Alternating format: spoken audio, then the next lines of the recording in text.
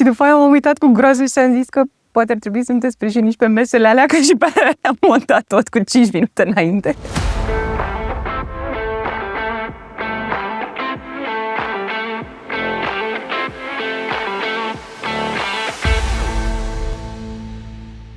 Bonjurică și bun găsit la Faces of Timpuri Noi. Explorăm cartierul atât ca personalitate, dar și ca gust. Și de aia suntem la Grain Trip.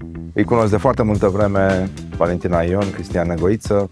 Ne-am întâlnit în 2018? Da, 18. înainte să deschidem noi.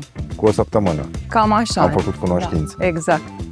Și noi, ca orice antreprenor de succes din Horeca, cu o săptămână înainte de lansare nu aveam nimic.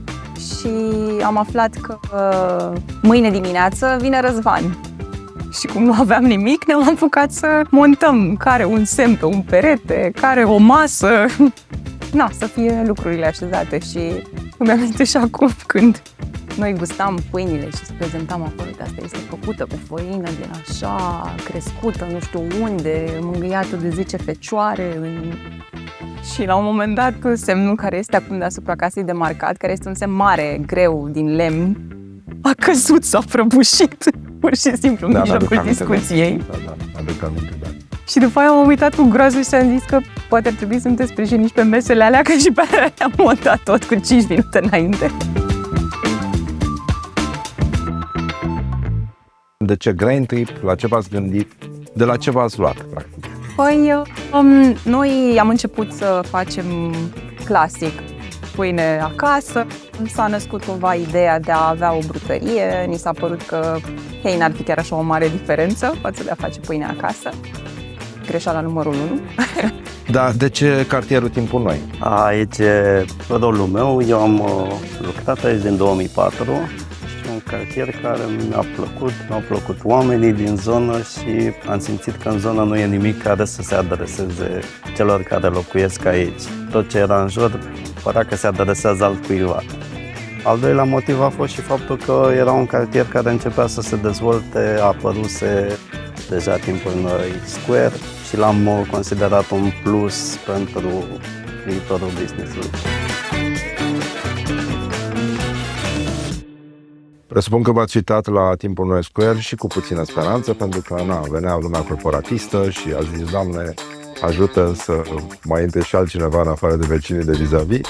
Cum s-a schimbat business-ul și cum s-a schimbat viața voastră? A fost bine. Odată cu Timpuri Noi Square au apărut corporatiștii, să le spunem, în zonă, oameni care căutau lucruri de calitate.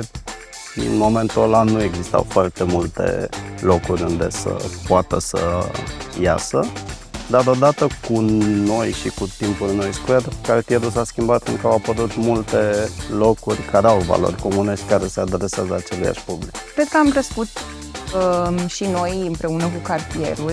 Da, voi ați construit, cred, prima comunitate foarte serioasă aici.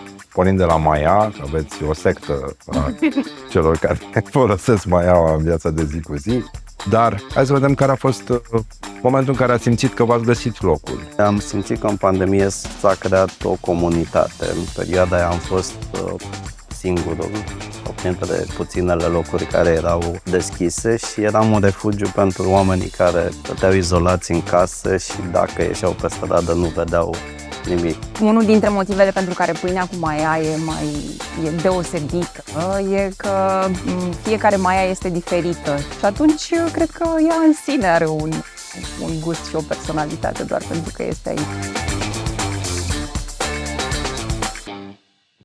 Dacă vă gândiți la viitor, îl vedeți aici? Vreți să puneți un picior în alt cartier sau cum arată viitor? Sună Timpuri Noi sau? Cu siguranță vom rămâne în cartierul Timpuri Noi, oricare ar fi alte planuri de viitor. Asta e un lucru sigur, vom rămâne în Timpuri Noi. Ați auzit de ce se întâmplă la Timpuri Noi Square? Se mai dezvoltă ceva care o să lase miros de mâncărică bună în aia? Am auzit ceva zvonuri, ne-ar face plăcere pe viitor să facem parte din proiect. Eu vă mulțumesc foarte mult și mă bucur că ne cunoaștem de la începuturi și până în prezent. Mulțumim!